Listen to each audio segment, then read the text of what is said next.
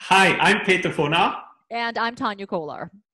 and today's topic is why is getting a great night's sleep so important? So, a great night's sleep, actually, sleep is something so important, but most of the people don't care that much about wonderful, restful, deep sleep. So, um, I think it's two-thirds of the whole life we sleep, or how much is it, Tanya? Do you know It's how much it yes, is? it's one third. So we spend a third of our lives sleeping. So think about it. I mean, if you're 60 today, that means that you have spent 20 years sleeping, and sleeping is so underrated and undervalued, as you say as well, Peter. We don't understand the benefits, of sleep and what it can do for our overall quality of life and our well-being. So it really truly is, for me, the number one essential, because that trickles down into every aspect of our lives. Your body, as you're sleeping, is healing and rejuvenating, and you are building up your immune system.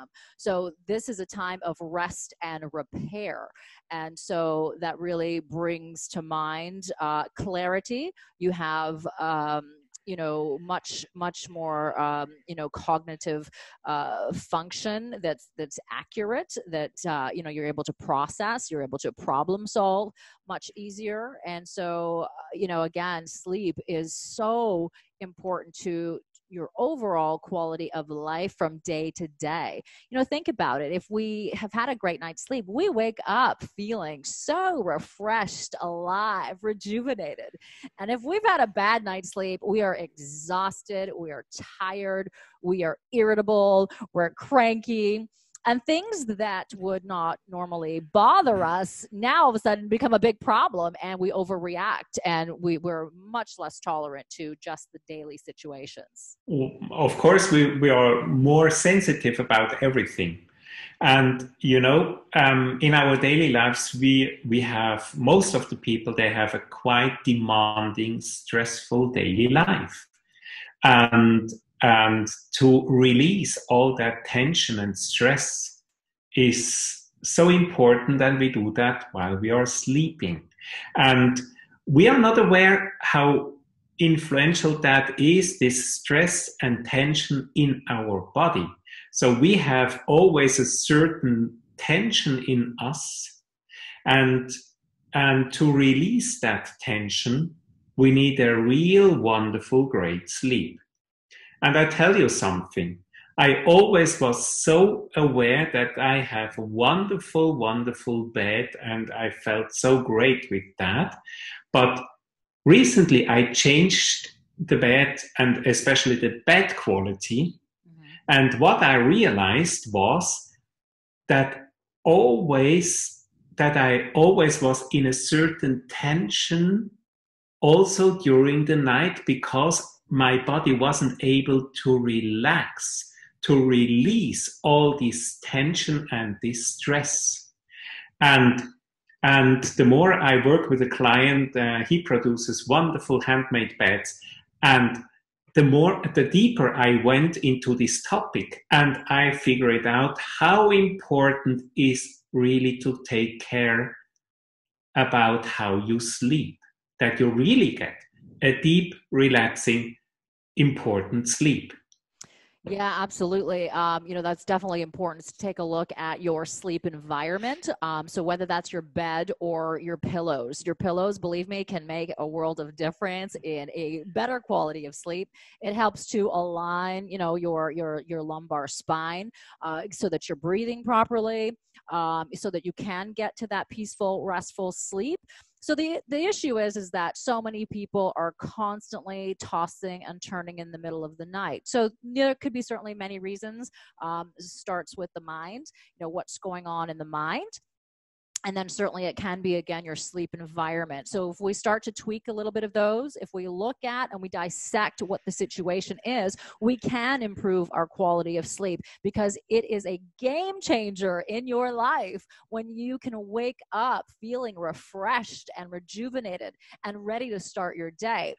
Now, sleep deprivation is a huge problem, right, in society, and we have come to understand sleep deprivation as a good thing. People revere it as, hey, well, I only had 4 or 5 hours of sleep, and that's all I need, and I can function. And it's almost like the less sleep you have, the more productive we think we are. But your cognitive function declines greatly when you are not getting proper, full, restful sleep, right? So we need to get that that proper thinking, the clarity, the problem solving that comes with just having that restful sleep.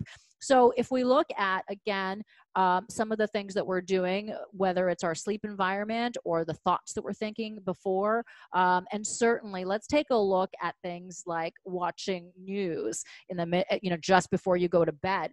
So whatever you're doing just before you go to bed, that's going to be running through the mind and playing out in your subconscious. So you really want to be mindful of that. So one thing I always suggest is to limit the news that you're listening to before bed. If you, obviously we need to stay informed, right? It's good to be informed, but there's an issue with being over informed and listening to negative news and negative information just before, and you're processing this. And so it's going to absolutely affect the quality of your sleep. That's one of the reasons. Another reason is also caffeine, for example. Mm-hmm. So what I know is the medicine found out you should drink your latest coffee at 2 p.m. Mm-hmm. when you want to have a proper sleep, starting at about 10 p.m. Or also to drink your last glass of wine 3 hours before you go to bed. Mm-hmm. Yes. And we have more and more of that. That doesn't mean you're not allowed to drink coffee. That doesn't mean that you're not allowed to drink wine. It depends. When you really want to get a pure, deep, relaxing sleep, then please pay attention to that as well.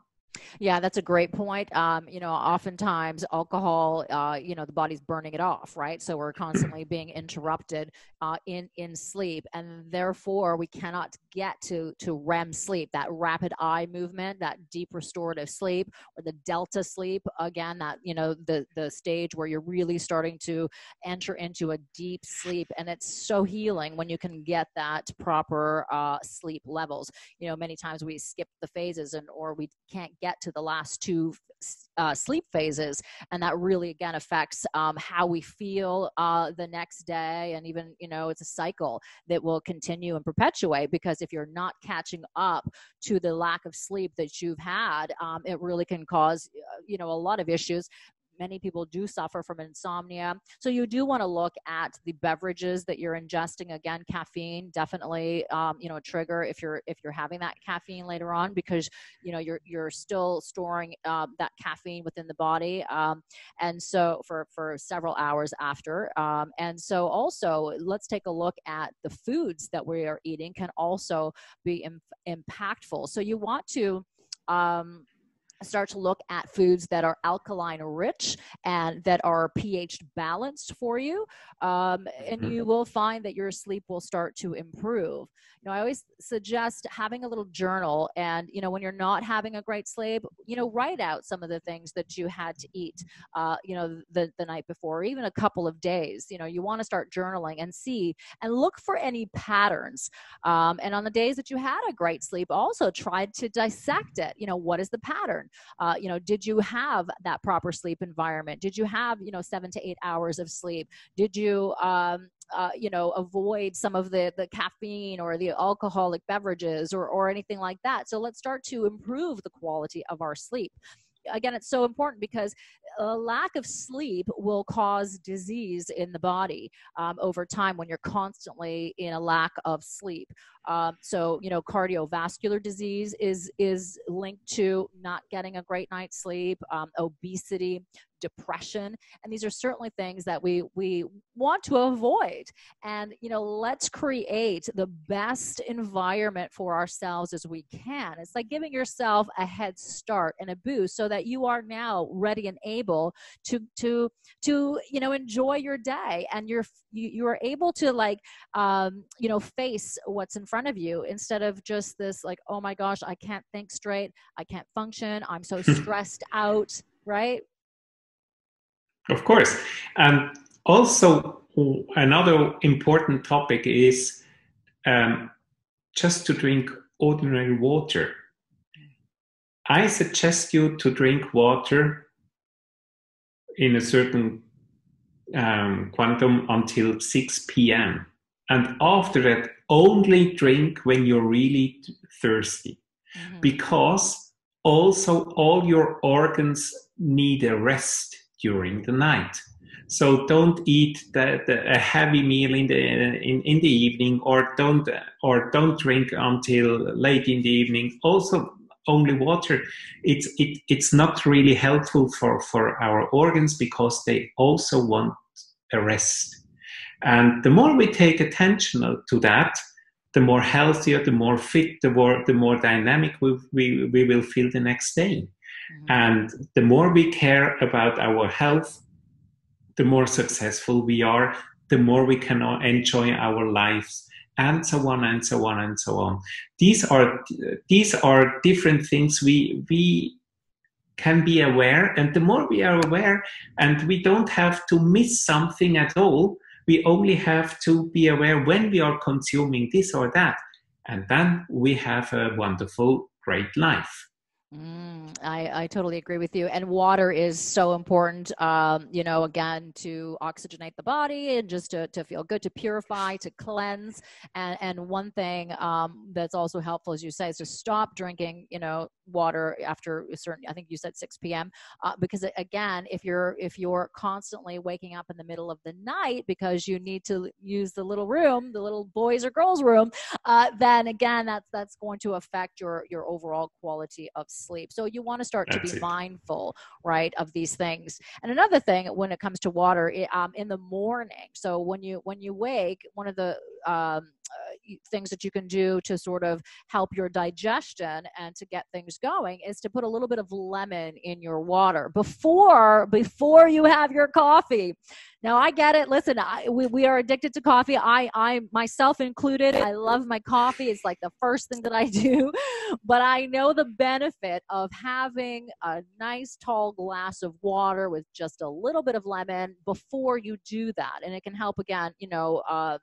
With the immune system. Well, we can continue on and on and on, Tania, but I think time is over for this session, and we are looking forward to see you on the next session. Yes. Thank you so much. A pleasure. Thank you, everyone. And make sure you get a phenomenal night's sleep. Thank you.